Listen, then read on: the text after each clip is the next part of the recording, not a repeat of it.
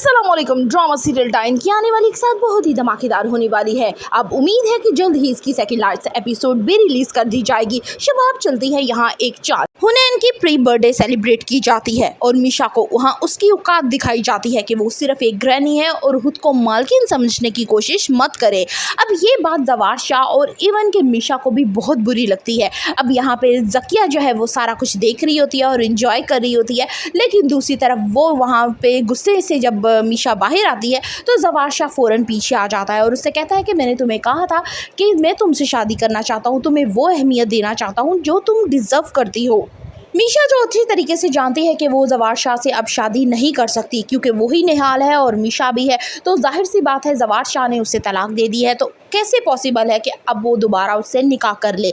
लेकिन यहाँ पे वो कुछ ऐसी गेम चलाएगी, ऐसा बदला लेगी कि जवार शाह को अपनी मुट्ठी में भी रखेगी और शबाब पे ये शो भी करवाएगी कि उसका हस्बैंड ने उससे शादी कर ली।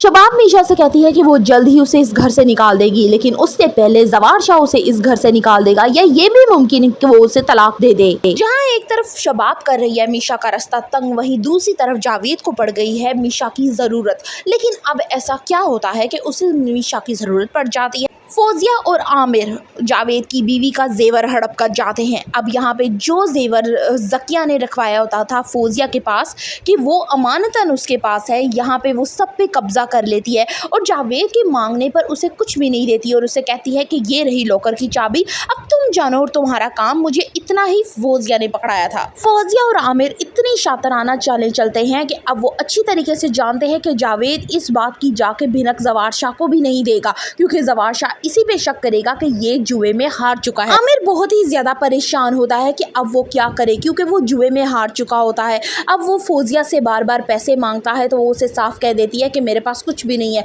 लॉकर की जब चाबी से वो लॉकर खोलता है तो उसमें भी कुछ नहीं होता, यानी उसके साथ बहुत बड़ा धोखा हो चुका है, फ्रॉड हो चुका है और करने वाले कोई और नहीं बल्कि ज़किया की अपनी बहन फौजिया है। इसी परेशानी के आलम में जावेद को याद आती है मीशा की। अब वो याद करता है कि मीशा ने उसे कहा था कि वो हर चीज़ उसके बारे में बहुत अच्छी तरीके से जानती है और अगर वो चाहता है कि उसके मामला ठीक हो जाएं तो उसके साथ हाथ मिला ले। अब यहाँ पे मजबूरी बन जाती है उसकी मीशा के साथ हाथ मिलाना, वो भी अच्छे तरीके से जानता है मीशा को। अब की दफ़ा मीशा का क्या होने वाला है अगला प्लान, किस हद तक वो अपने मिशन में कामयाब हो जाएगी। For the further reviews of dine kindly subscribe my channel and like the video.